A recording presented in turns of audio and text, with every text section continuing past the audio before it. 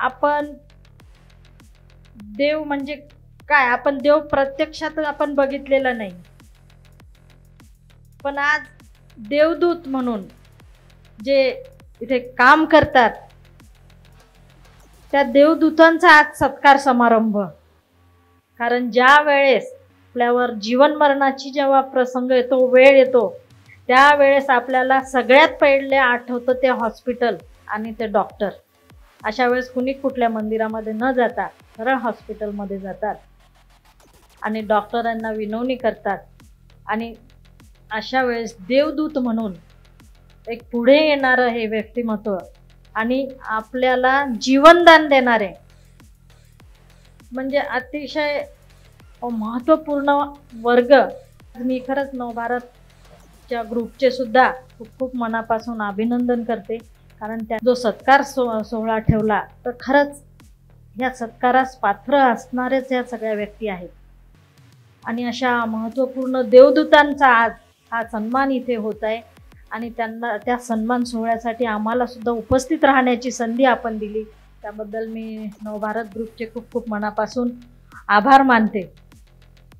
आणि खरंच डॉक्टर, कारण एक जिव्हाळ्याचं नातं, एक जिव्हाळ्याचा संबंध, आणि जेव्हा एक मरणाच्या दारावर पेशंट असतात आणि त्यावेळेस त्यांना फक्त औषधोपचार करून चालत नाही, तर त्यांचे नातेवाईक वारंवार डॉक्टर्सना त्यांनी ट्रीटमेंट करायची की सगळ्यांना उत्तरं द्यायचे, अशी म्हणजे एवढी विचित्र परिस्थिती हँडल करण्याचं एक हातोटी आपल्या सर्व डॉक्टरांच्या मध्ये आहेत की त्यांना एक मानसिक पेशंटला, कारण ट्रीटमेंट जेवढी महत्त्वाची आहे, जेवढी गरजेची आहे, तेवढंच त्यांना मानसिक आधार देणं, त्यांना मानसिक धीर देणं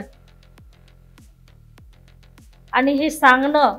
तर ह्या दोन्ही परिस्थिती आपल्याला हँडल करायच्या असतात. एक तर पेशंट, त्याची तब्येत, आणि त्यांच्या नातेवाईकांना धीर देणे, त्या पेशंटला धीर देणे, आणि ह्या सगळ्या अनेक गोष्टी एकाच वेळी आपण चांगल्या पद्धतीने हाताळताय आणि जीवनदान देण्याचं आपण हे करताय. त्याबद्दल आपल्या सर्वांनाच म्हणजे खूप मनापासून आपल्याला एक त्यांचं सगळ्यांचं खूप खूप मनपूर्वक अभिनंदन करते. कारण माझे वडीलसुद्धा डॉक्टर होते आणि आम्ही बघितलेलं आहे की ते ट्रीटमेंट करताना एकच गोल त्यांचा असायचा की पेशंट दुरुस्त व्हायला पाहिजे. आणि हे करत असताना ते ग्रामीण भागामध्ये प्रॅक्टिस करत होते. तर त्यावेळेस कारण पेशंटला फक्त औषधी देऊन चालत नाही, तर त्यांनी घरी गेल्यानंतर तेवढी खाण्यापिण्याची सुद्धा काळजी त्यांनी घ्यायला पाहिजे. अशा वेळेस जर काही दुर्धर आजाराचे, टीबीचे वगैरे जर पेशंट असतील तर त्याला घरून दूध दररोज तू घेतलंच पाहिजे. घरून दूध घेऊन जा, तूप घेऊन जा, पण खाण्याची, औषधासोबत खाण्याची सुद्धा काळजी तू कर.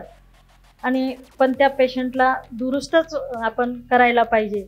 आणि नवभारत ग्रुपचं सुद्धा खूप खूप म्हणजे आपण अतिशय स्तुत्य उपक्रम, आपण पूर्वीसुद्धा अनेक उपक्रम इथे राबवलेत आणि आजचा सुद्धा हा अतिशय स्तुत्य उपक्रम. आमच्या सहकारी आचार्यताईसुद्धा खूप ॲक्टिव्ह, कुठल्याही कामामध्ये चांगल्या ॲग्रेसर त्या असतात आणि इथे सुद्धा त्यांचा सहभाग आहे. मी सर्वच नवभारत ग्रुपचं, आयोजकांचं खूप खूप मनापासून आभार मानते. पुढील कार्यासाठी मनपूर्वक शुभेच्छा देते आणि थांबते. धन्यवाद.